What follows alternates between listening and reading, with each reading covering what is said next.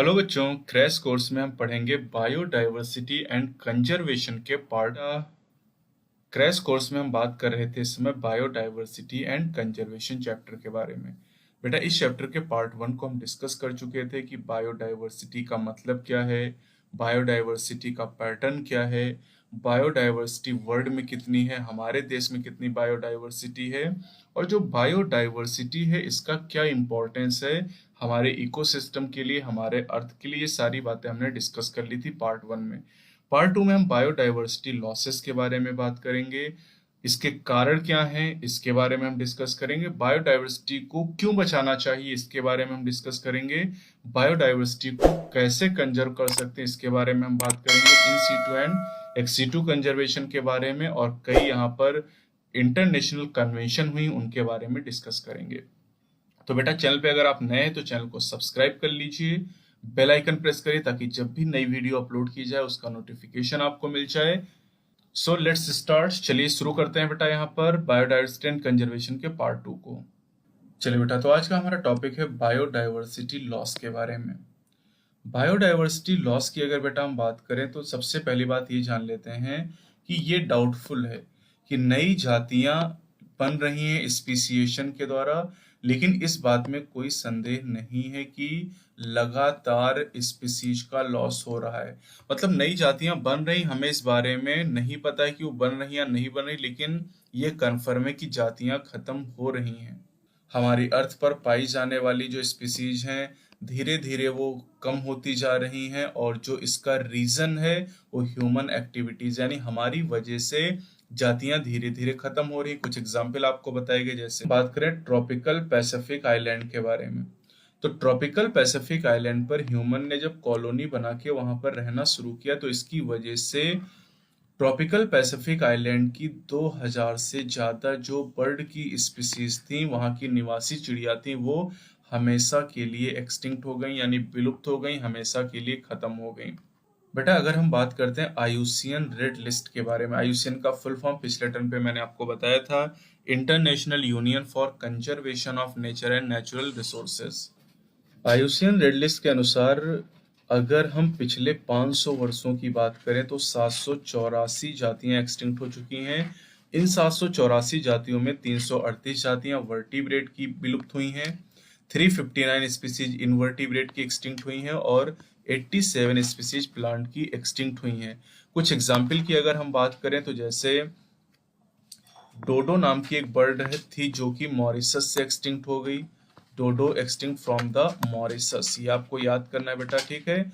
कोएगा नाम का एक ऑर्गेनिज्म अफ्रीका से एक्सटिंक्ट हो गया, थाइलसिन ऑस्ट्रेलिया से एक्सटिंक्ट हो गया। स्टीलर सिकाऊ की बात करें तो ये रसिया से, और अगर हम यहाँ पर बात करते हैं 3 sub species Bali, Java and Caspian, ये टाइगर की 3 सब स्पीसीज हैं जो रिसेंटली पिछले 500 वर्षों में खत्म हुई हैं।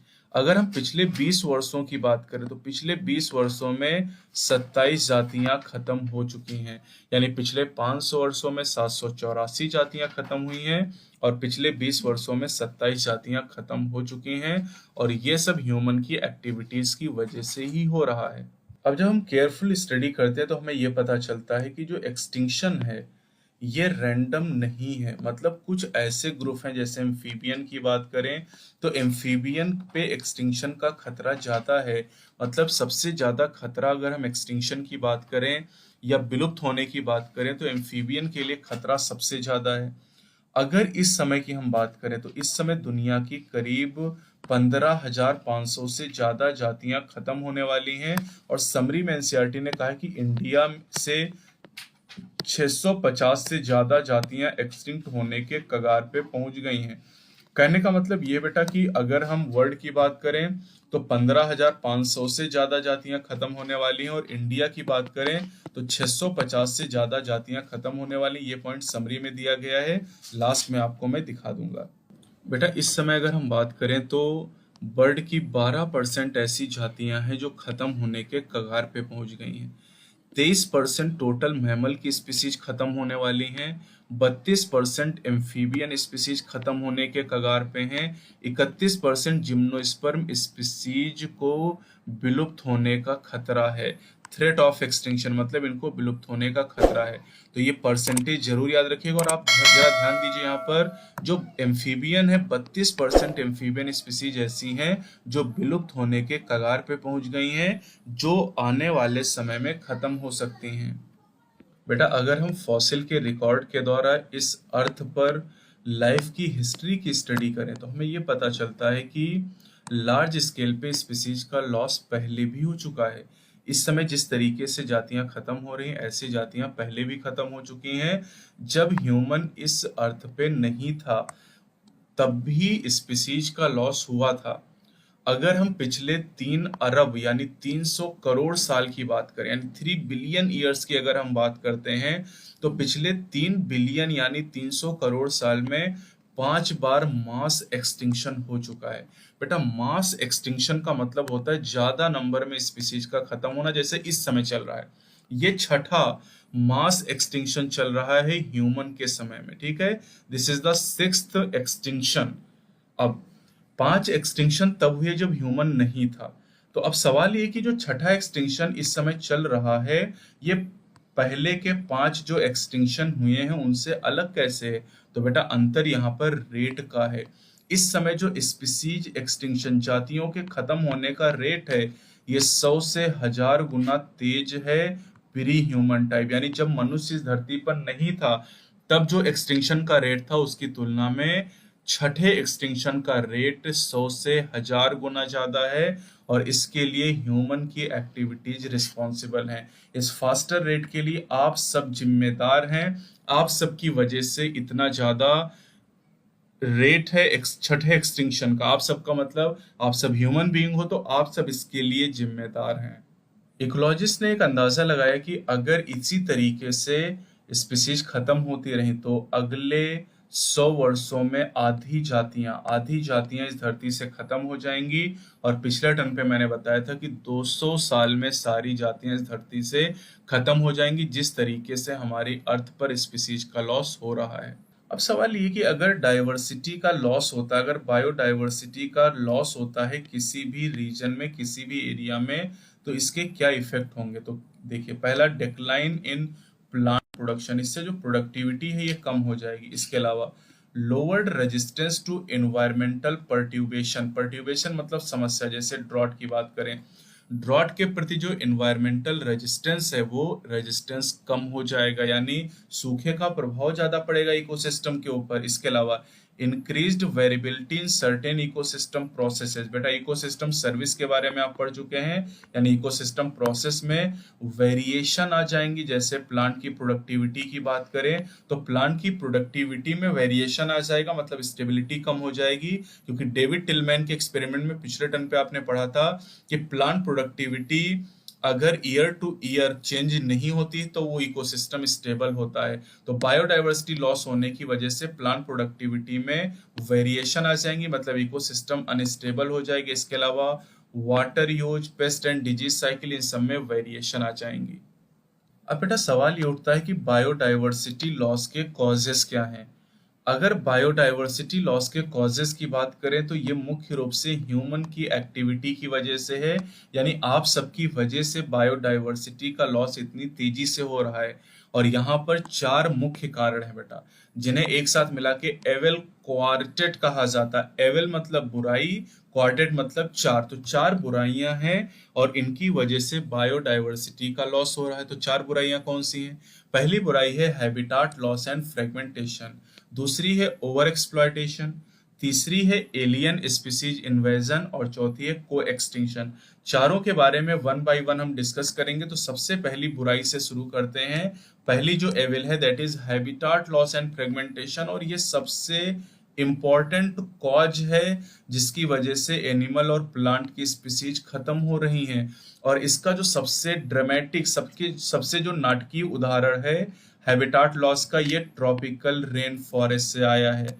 ट्रॉपिकल रेन फॉरेस्ट की बात करें तो कभी ये 14% से ज्यादा अर्थ लैंड सरफेस को कवर करते थे, यानी जितना लैंड सरफेस दुनिया का था उसके 14% से ज्यादा हिस्सों पे ट्रॉपिकल रेन फॉरेस्ट थे। लेकिन अब ये रेन फॉरेस्ट 6% से ज्यादा हिस्से पर नहीं है। कहने का मतलब है अब ये 6% से कम हिस्से पर हैं, यानी जितने भी ट्रॉपिकल रेन फॉरेस्ट थे उनका 60% हिस्सा कट किया जा चुका है, यानी ये तेजी के साथ खत्म हो रहे हैं। ट्रॉपिकल रेन फॉरेस्ट तेजी से खत्म हो रहे हैं।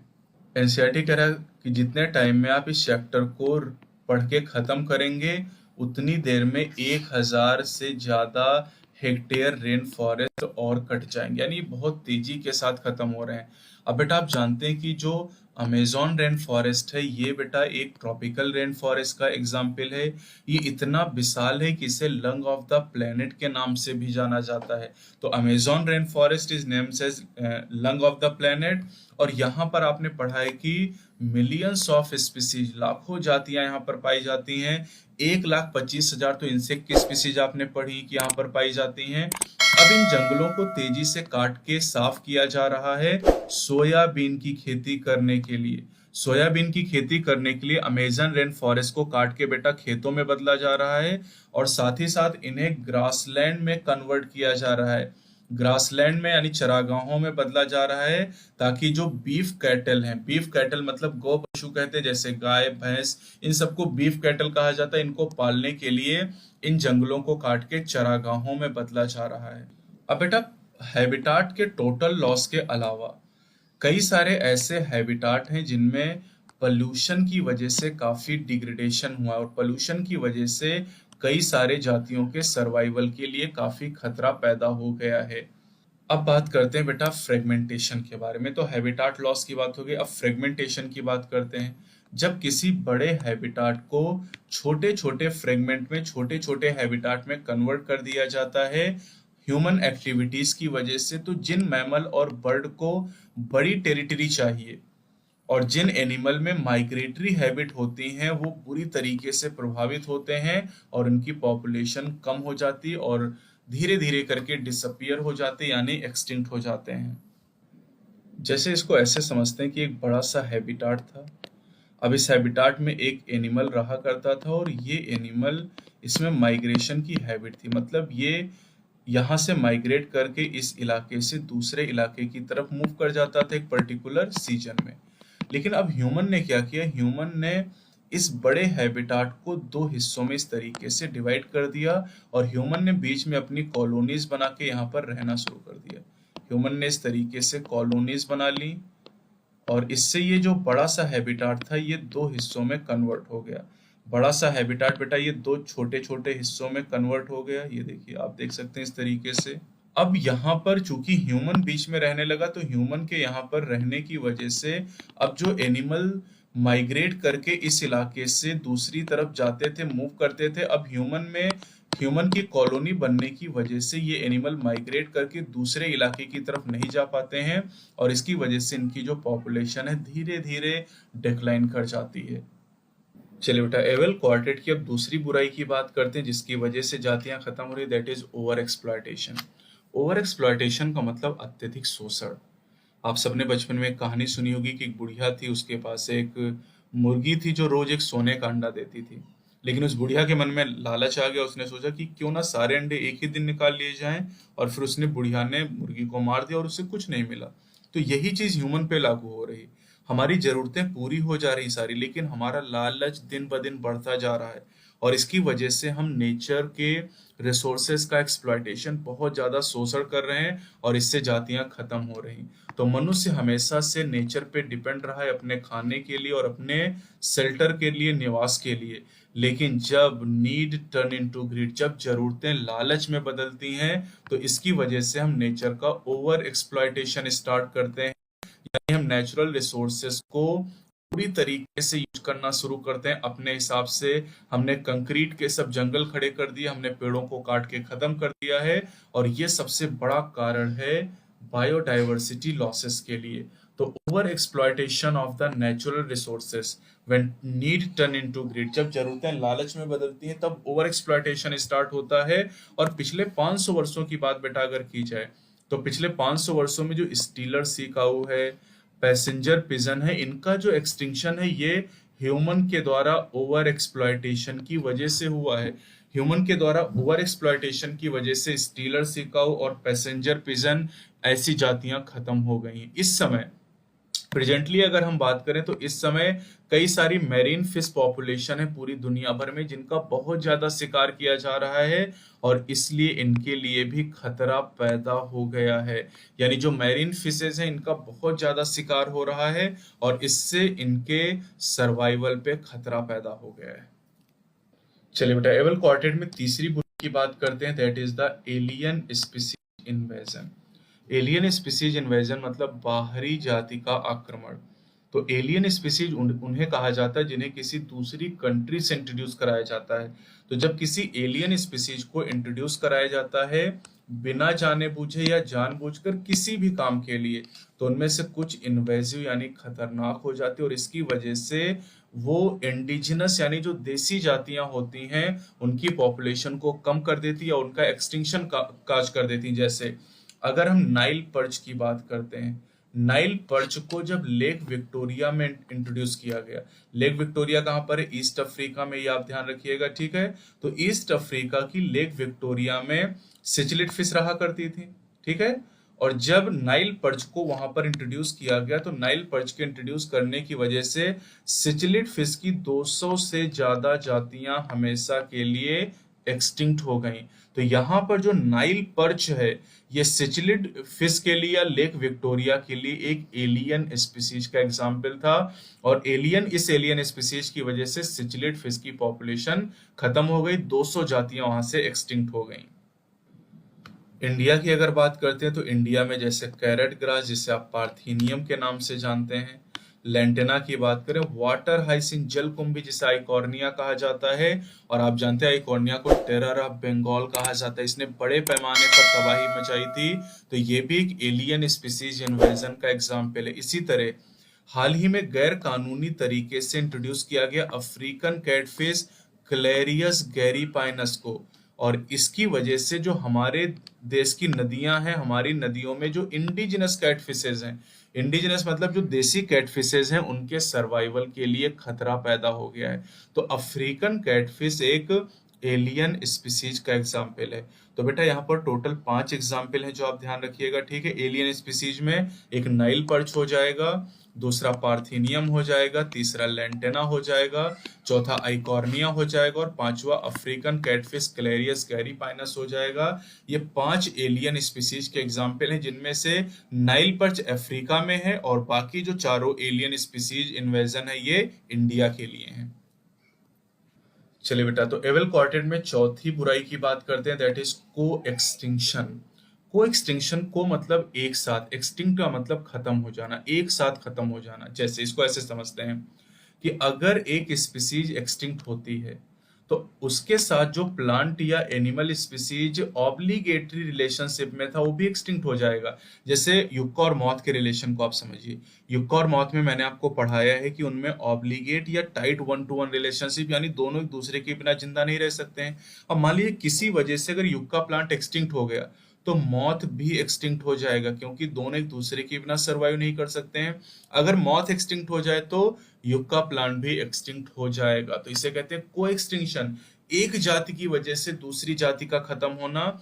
अगर कोई होस्ट फिश स्पीसीज है और ये एक्सटिंक्ट हो जाए तो अगर इसके साथ कोई पैरासाइट ऑब्लिगेट एसोसिएशन में है तो उसका भविष्य भी यही होगा, वो भी खत्म हो जाएगा। और वही एग्जाम्पल एनसीईआरटी ने यहाँ दिया है। यहाँ पर एनसीईआरटी ने कहा को इवॉल्व प्लांट पॉलिनेटर म्यूचुअलिज्म, यानी आप याद करिए ऑफ्रिस ने बी से पॉलिनेशन कराया था, उसको सेक्सुअल डिसीट किया था, धोखा देके उससे पॉलिनेशन करा लिया था। अब मानिए कि जो बी ऑर्किड प्लांट में पॉलिनेशन करा रहा, अगर वो बी एक्सटिंक्ट हो जाए किसी वजह से तो ऑर्किड भी एक्सटिंक्ट हो जाएगा, दैट इज कॉल्ड को एक्सटिंक्शन। तो को इवॉल्व प्लांट पॉलिनेटर म्यूचुअलिज्म के केस में भी को एक्सटिंक्शन देखने को मिलता है। यानी अगर दो जातियों के बीच में ऑब्लिगेट रिलेशनशिप है और उनमें से एक जाति खत्म होती है तो दूसरी जात भी निश्चित रूप से खत्म हो जाएगी। तो चलिए बेटा, अब हम बात करते हैं बायोडाइवर्सिटी के कंजर्वेशन के बारे में।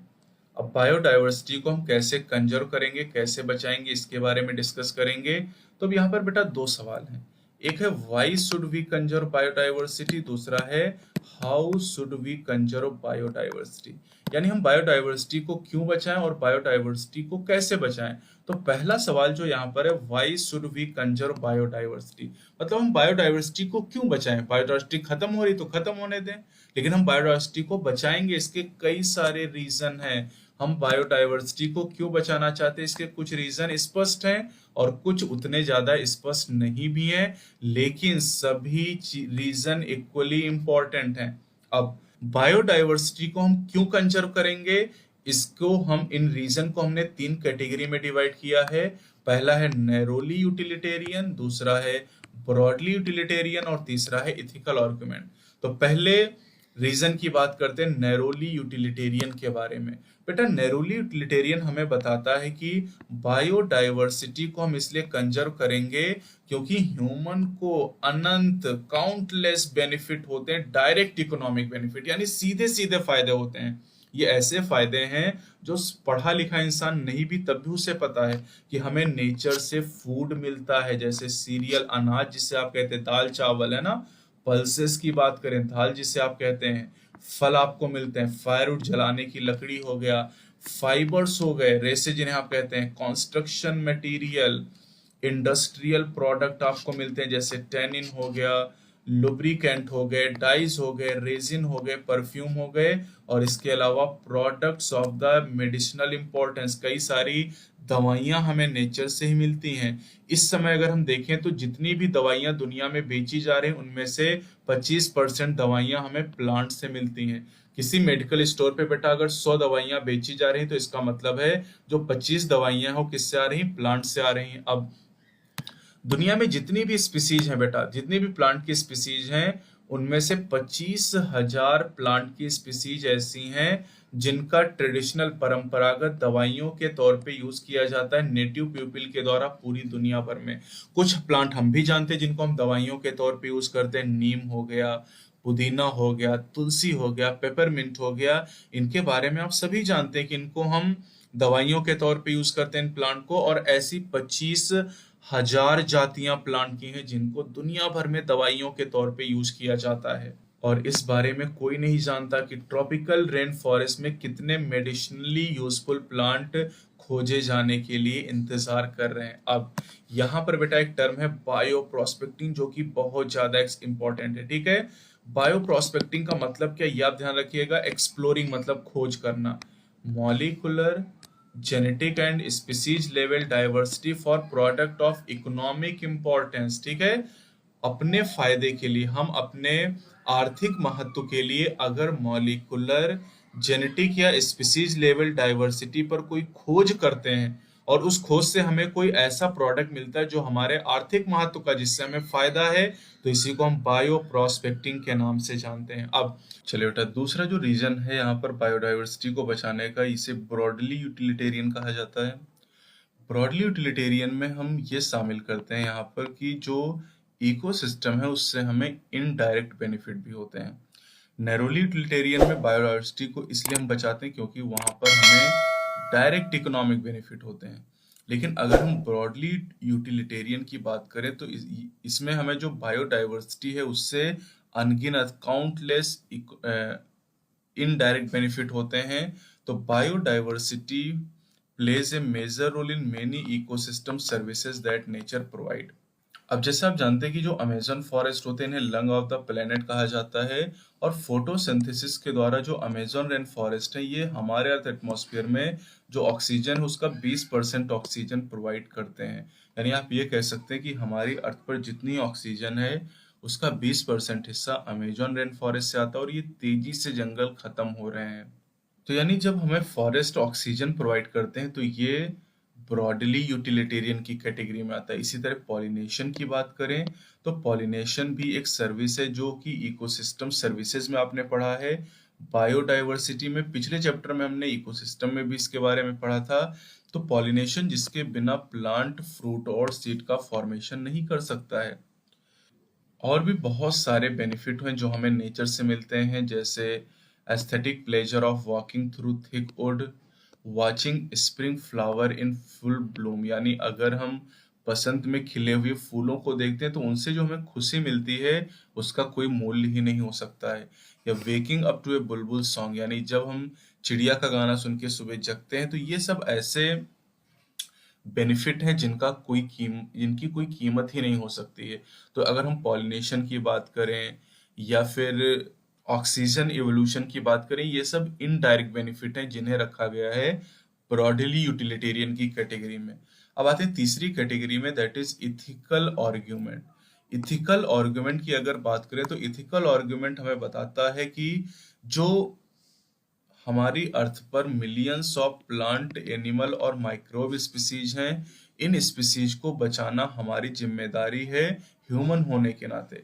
अगर हम यहाँ पर हर स्पीसीज की बात करें, every species has an intrinsic value. Her species का एक अपना मूल्य होता है। भले ही वो स्पीसीज हमारे लिए कोई वैल्यू ना रखती हो, लेकिन उस स्पीसीज की अपनी एक वैल्यू है। और मनुष्य होने के नाते ये हमारा नैतिक कर्तव्य है कि हम उनकी देखरेख करें, और जो लीगसी, जो संपदा हमें हमारे पूर्वजों ने दी है, ये संपदा हम आने वाली जनरेशन को प्रोवाइड करें। यानी हमारे पूर्वजों ने जितनी लीगसी हमें दी है, 17-18 लाख जातियां हमें दी हैं, इन्हें हम अगली जनरेशन में गुड ऑर्डर में प्रोवाइड करें, पास करें। तो बेटा यहाँ पर हमने पढ़ा कि why should we conserve biodiversity, हमें बायोडाइवर्सिटी को क्यों बचाना चाहिए। तो 3 चीजें आपको बताई गई, नैरोली यूटिलिटेरियन, ब्रॉडली यूटिलिटेरियन और इथिकल आर्गुमेंट। अब बेटा सवाल है कि हमें ये समझ में आ गया कि बायोडाइवर्सिटी को बचाना चाहिए, तो सवाल है कि how do we conserve biodiversity, हम बायोडाइवर्सिटी को कैसे बचा सकते हैं। तो बायोडाइवर्सिटी को बचाने के 2 तरीके हमारे पास हैं, एक है इन सीटू कंजर्वेशन और एक है एक्स सीटू कंजर्वेशन। तो अब जरा यहाँ पर समझते हैं कि अगर हम किसी टाइगर को बचाने के लिए, ठीक है, अगर किसी जंगल में हम टाइगर को बचाने के लिए उस इकोसिस्टम को प्रोटेक्ट करते हैं, अगर उस इकोसिस्टम को प्रोटेक्ट करते हैं, यानी पूरे फॉरेस्ट को हम प्रोटेक्ट, फॉरेस्ट एक इकोसिस्टम है, तो अगर हम टाइगर को बचाने के लिए एक इकोसिस्टम या फॉरेस्ट को प्रोटेक्ट करते हैं, तो इसे इन सीटू या ऑन साइट कंजर्वेशन का नाम दिया जाता है। ठीक है, इन साइट मतलब जो टाइगर है जंगल में ही पाया जाता है, अगर किसी ऑर्गेनिज्म को उसके नेचुरल हैबिटाट में प्रोटेक्ट करते हैं तो इसे इन सीटू या ऑन साइट कंजर्वेशन का नाम दिया जाता है। अब लेकिन अब कई सारी ऐसी सिचुएशन है जहां पर किसी एनिमल या प्लांट को, जो कि इंडेंजर्ड या थ्रेटेंड है, इंडेंजर्ड मतलब उसको खतरा बहुत ज्यादा है, थ्रेटेंड का मतलब ऐसे ऑर्गेनिज्म जो खतरा महसूस कर रहे हैं और नियर फ्यूचर में जंगल से ये खत्म हो सकते हैं। थ्रेटेंड का मतलब organism facing a very high risk of extinction in the wild in the near future, भविष्य में जंगल से खत्म होने का, विलुप्त होने का खतरा है। और अगर सिचुएशन ऐसी है कि किसी थ्रेटेंड या इंडेंजर्ड प्लांट या एनिमल को बचाने के लिए हमें अर्जेंट मेजर यानी तुरंत कोई उपाय करना है, तो एक्स सीटू कंजर्वेशन उस समय अच्छा तरीका होता है बेटा। Ex situ conservation off site, अब इसको ऐसे समझिए कि एक जंगल में एक टाइगर है, अब उस टाइगर को बचाने के लिए हमने जंगल को सुरक्षित कर दिया, that is in situ conservation. लेकिन अगर कंडीशन बहुत ज्यादा खतरनाक है, सीवियर है, या फिर बहुत ज्यादा खतरा है वहां पर और हमें उस टाइगर को बचाना है, तो हम उसे चिड़ियाघर में लाके रखेंगे। हमने जंगल से लाके उसको चिड़ियाघर में रख दिया, that is called ex situ conservation. कहने का मतलब है किसी भी ऑर्गेनिज्म को अगर उसके नेचुरल हैबिटाट में प्रोटेक्ट करते हैं, that is in situ conservation, और अगर उसको नेचुरल हैबिटाट से लाके कहीं दूसरी जगह पर प्रोटेक्ट करते हैं तो उसे एक्स सीटू कंजर्वेशन कहा जाता है। तो यहाँ पर बेटा हम दोनों के बारे में 1 बाय 1 डिस्कस करेंगे। सबसे पहले यहाँ पर हम बात करेंगे इन सीटू कंजर्वेशन के बारे में। इन सीटू कंजर्वेशन का मतलब है ऑर्गेनिज्म को उसके नेचुरल हैबिटाट में ही प्रोटेक्ट करना है। अब बेटा इन सीटू कंजर्वेशन में हमें 5 चीजों के बारे में पढ़ना है, बायोडाइवर्सिटी हॉटस्पॉट के बारे में, नेशनल पार्क के बारे में, बायोस्फीयर रिजर्व के बारे में, वाइल्ड लाइफ सेंचुरी के बारे में और सेक्रेड ग्रुव के बारे में। तो यहाँ पर हम शुरुआत कहाँ से करेंगे, बायोडाइवर्सिटी हॉटस्पॉट से हम शुरुआत करेंगे। बायोडाइवर्सिटी हॉटस्पॉट ऐसे रीजन है, ऐसे क्षेत्र हैं जहां पर very high degree of species richness पाई जाती है। मतलब बायोडायवर्सिटी हॉटस्पॉट ऐसे रीजन है दुनिया के जहां पर बहुत ज्यादा संख्या में जाती हैं और साथ ही यहाँ पर हाई डिग्री ऑफ एंडेमिज्म है। मतलब जो स्पीसीज इन एरिया में पाई जाती हैं वो दुनिया में और कहीं नहीं पाई जाती। जैसे कि अगर हम बात करते हैं नेपेंथिस प्लांट के बारे में, तो नेपेंथिस इंडिया का एक एंडेमिक प्लांट का एग्जाम्पल है। शुरुआत में बेटा 25 बायोडायवर्सिटी हॉटस्पॉट आइडेंटिफाई किए गए थे, लेकिन बाद में 9 और जोड़े गए और इस समय इनका टोटल नंबर वर्ल्ड में है 34। यानी दुनिया में इस समय 34 बायोडायवर्सिटी हॉटस्पॉट है। और इंडिया की बेटा बात करें तो इन 34 में से 3 हॉटस्पॉट ऐसे हैं जो इंडिया को कवर करते हैं। 3 of these hotspot cover our countries high biodiversity region. तो ये 3 कौन से, ये आपको याद करने बेटा। एक है वेस्टर्न घाट एंड श्रीलंका पहला, दूसरा हो गया इंडो बर्मा और तीसरा हिमालय। तो हिमालय, इंडो बर्मा और वेस्टर्न घाट एंड श्रीलंका, ये 3 बायोडाइवर्सिटी हॉटस्पॉट हमारे देश को कवर करते हैं। अब बेटा ये जो बायोडाइवर्सिटी हॉटस्पॉट है यहाँ पर तेजी से हैबिटाट लॉस भी हो रहा है। बायोडाइवर्सिटी हॉटस्पॉट में तेजी से हैबिटाट लॉस हो रहा है। तो बायोडाइवर्सिटी हॉटस्पॉट के 3 फीचर ध्यान रखिएगा। High level of species richness, high degree of endemism and accelerated habitat loss. ये 3 फीचर आप ध्यान रखेंगे बायोडाइवर्सिटी हॉटस्पॉट के। अब बेटा अगर इन 34 बायोडाइवर्सिटी हॉटस्पॉट के पूरे एरिया को कवर कर लिया जाए, अगर पूरे बायोडाइवर्सिटी हॉटस्पॉट के पूरे एरिया को हम कवर करें तो ये वर्ल्ड लैंड एरिया का 2% से भी कम है। लेकिन यहाँ पर जो स्पीसीज का नंबर है वो बहुत ज्यादा है, यानी करीब 44% जो जातियां दुनिया की हैं वो बायोडाइवर्सिटी हॉटस्पॉट में ही प्रेजेंट होती हैं। तो यानी यहाँ पर केवल 2% एरिया बायोडाइवर्सिटी हॉटस्पॉट ने कवर किया है, लेकिन यहाँ पर स्पीसीज रिचनेस बहुत ज्यादा है। करीब 44% के आसपास जातियां यहाँ पर रहती हैं दुनिया भर की। अगर बेटा इन बायोडाइवर्सिटी हॉटस्पॉट को स्ट्रिक्ट प्रोटेक्शन दिया जाए तो जो इस समय का मास एक्सटिंक्शन है, जितनी जातियां खत्म हो रही हैं उसमें 3% का हम रिडक्शन कर सकते हैं। कहने का मतलब ये है कि मान लीजिए कि इस समय 100 जातियां खत्म हो रही हैं और अगर इन हॉट स्पॉट को हम स्ट्रिक्टली प्रोटेक्ट कर दें तो 70 जातियां खत्म होंगी। 30% की हम कमी ला सकते हैं अगर इन हॉट स्पॉट को स्ट्रिक्टली प्रोटेक्ट कर दिया जाए। इंडिया में बेटा जो बायोडाइवर्सिटी रिच रीजन है इन्हें लीगली यानी कानूनी तौर से प्रोटेक्ट किया जाता है बायोस्फीयर रिजर्व के फॉर्म में, नेशनल पार्क के फॉर्म में और वाइल्ड लाइफ सेंचुरीज के फॉर्म में। इंडिया की अगर बात करें तो इंडिया में 14 बायोस्फीयर रिजर्व, 90 नेशनल पार्क और 448 वाइल्ड लाइफ सेंचुरीज हैं। ये नंबर अच्छी तरीके से आपको याद करना है। बेटा अपने देश की अगर हम बात करते हैं तो हमारे देश में एक इतिहास रहा है धार्मिक और अगर हम बात करते हैं सांस्कृतिक ट्रेडिशन का, यानी हमारे देश में एक परंपरा रही है नेचर को प्रोटेक्ट करने की। यानी जो भारतीय रहे हैं ये नेचर को प्रोटेक्ट करने पे बहुत ज्यादा इन्होंने ध्यान दिया है, महत्व दिया है। कई सारे ऐसे कल्चर हैं हमारे, कई सारे ऐसे समाज हैं जहां पर tract of forest were set aside and all the trees and wildlife within were venerated and given total protection। कई ऐसे हमारे देश में ऐसे समाज हैं जो जंगलों में रहते हैं, बहुत सारी ऐसी कम्युनिटीज हैं और वो क्या करते हैं कि जंगल में जितने भी पेड़ हैं, जितना भी वहां पर जीवन है, एनिमल है, उनकी पूजा करते हैं और उनको पूरी तरीके से प्रोटेक्शन दिया जाता है। ऐसे एरिया को सेक्रेड ग्रो यानी पवित्र स्थल या पवित्र उपवन के नाम से जाना जाता है। और ये कहाँ कहाँ पाए जाते हैं ये आपको याद करने हैं। सेक्रेड ग्रो जैसे Khasi and Jaintia hills in Meghalaya, Aravalli hills of Rajasthan, western Ghat region of the Karnataka and Maharashtra और इसके अलावा सरगुजा, चंदा और बस्तर एरियाज ऑफ मध्य प्रदेश। ये सब वेस्ट सेक्रेड ग्रू के एग्जाम्पल हैं। अब अगर हम मेघालय की बात करते हैं बेटा तो मेघालय में जो सेक्रेड ग्रोव है, मेघालय में जो सेक्रेड ग्रोव है, these are last refuges for a large number of rare and threatened plant. Last refuges का मतलब ये प्लांट आखिरी बार यहाँ पे पाए जा रहे हैं।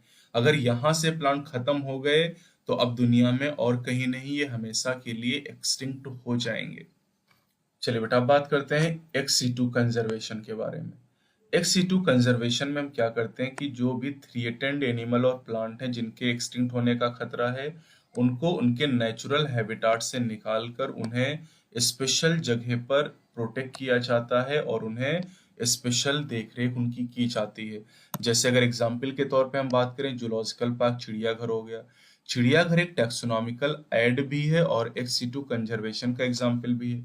बॉटनिकल गार्डन भी एक टैक्सोनॉमिकल एड है और एक्स-सिटू कंजर्वेशन का एग्जाम्पल भी है। इसी तरह वाइल्ड लाइफ सफारी पार्क, ये सब एक्स-सिटू कंजर्वेशन के एग्जाम्पल है। बेटा आप ध्यान दीजिएगा, वाइल्ड लाइफ सेंचुरी इन सिटू कंजर्वेशन और wild life safari park एक्स-सिटू conservation का एग्जाम्पल है। अब कई सारे ऐसे एनिमल हैं जो वाइल्ड से एक्सटिंक्ट हो चुके हैं, जंगलों से खत्म हो चुके हैं, लेकिन ये अभी भी जूलॉजिकल पार्क में मेंटेन्ड हैं। रिसेंट ईयर की अगर हम बात करें तो रिसेंट ईयर में जो एक्स-सिटू कंजर्वेशन है ये काफी एडवांस हो चुका है और यहाँ पर स्पीसीज के अलावा हम उनके गैमीट को या फिर उनके जीन को भी प्रोटेक्ट कर सकते हैं। जैसे now gamete of threatened species can be preserve in viable and fertile condition for long period using cryo preservation technique. Cryo preservation technique में -196 डिग्री सेल्सियस पर लिक्विड नाइट्रोजन में हम गैमीट को सुरक्षित रख सकते हैं सदियों तक, कई साल तक इनको सुरक्षित रखा जा सकता है। इसके अलावा eggs can be fertilized in vitro, egg को इन विट्रो फर्टिलाइज कराया जा सकता है। Plant can be propagated using tissue culture technique. तो बेटा cryopreservation, in vitro fertilization, tissue culture technique, इसके अलावा सीड बैंक की बात करें, पॉलन बैंक की बात करें, ये सब एक्स-सिटू कंजर्वेशन के ही एग्जाम्पल हैं। चलिए अब बात करते हैं बेटा बायोडाइवर्सिटी को बचाने के लिए जो इंटरनेशनल कन्वेंशन, अंतरराष्ट्रीय सभाएं की गई, उनके बारे में बात करते हैं। Biodiversity knows no political boundaries. Biodiversity की कोई राजनीतिक सीमाएं नहीं है। दो देशों के बीच मतभेद हो सकते हैं, उनके बीच लड़ाइयां हो सकती हैं अलग अलग चीजों को लेकर, लेकिन जब बायोडाइवर्सिटी को बचाने की बात आती है तो बायोडाइवर्सिटी को बचाना ये सभी देशों की जिम्मेदारी है। That is collective responsibility of all the nation. तो यहाँ पर दो कन्वेंशन है जो आपको याद करनी। पहली कन्वेंशन है first historic convention on biological diversity, जिसे कहते हैं अर्थ समिट। ये रियो डी जेनेरियो में हुई 1992 में, और यहाँ पर जितने भी देश इकट्ठा हुए उन्होंने कहा कि वो कुछ ऐसे कदम उठाएंगे जिसकी वजह से बायोडाइवर्सिटी को कंजर्व किया जा सके and sustainable utilization of its benefit, और उसके जो बायोडाइवर्सिटी के बेनिफिट हैं उनको लगातार यूटिलाइज किया जा सके। तो ये टर्म आपसे पूछा जाता है, sustainable utilization of its benefit. दूसरी जो यहाँ पर कन्वेंशन है उसे वर्ल्ड समिट कहा जाता है, world summit on sustainable development. ये बेटा 2002 में हुई और बहुत इंपॉर्टेंट, जोहान्सबर्ग साउथ अफ्रीका में हुई।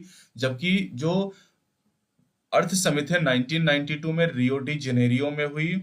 रियो डी जेनेरियो ब्राजील में है। तो 1992 में अर्थ समिट हुई, 10 साल के बाद वर्ल्ड समिट हुई, और वर्ल्ड समिट में 190 देश इकट्ठा हुए और 190 देशों ने ये शपथ ली कि 2010 तक जो बायोडाइवर्सिटी में लॉस हो रहा है इसको कम करेंगे ग्लोबल, रीजनल और लोकल लेवल पर।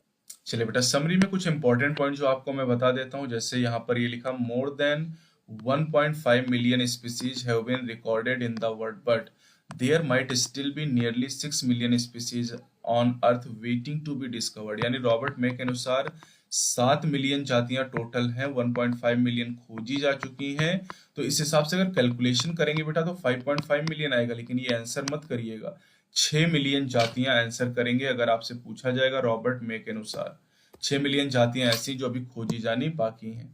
चलिए यहाँ पर एक पॉइंट दिया कि species area relationship is generally A rectangular hyperbolic function. ये मैंने आपको बताया भी था, लॉग लॉग स्केल पे स्ट्रेट लाइन आपको मिलती है। अब देखिए बेटा यहाँ पर लिखा कि more than 15,500 species from the world, और जिनमें से 650 से ज्यादा जातियां इंडिया से एक्सटिंक्शन का खतरा फेस कर रही है, एक्सटिंक्ट हो सकती है अगर इनको बचाया नहीं गया। एक्स-सिटू कंजर्वेशन के मेथड एक बार फिर से देख लीजिए। यहाँ पर बेटा जूलॉजिकल पार्क हो गया, बॉटनिकल गार्डन हो गए, इन विट्रो फर्टिलाइजेशन हो गया, टिश्यू कल्चर टेक्निक हो गई, क्रायो प्रिजर्वेशन हो गया, ये सब एक्स-सिटू कंजर्वेशन के एग्जाम्पल हैं। तो बेटा ये चैप्टर आपका कंप्लीट हो गया, बायोडाइवर्सिटी एंड कंजर्वेशन। अब कल मेंटी में 4:30 बजे इसके 50 क्वेश्चन हम डिस्कस करेंगे इसी टॉपिक के। और अगला चैप्टर आपका जो बेटा है वो इन्वायरमेंटल इश्यूज है।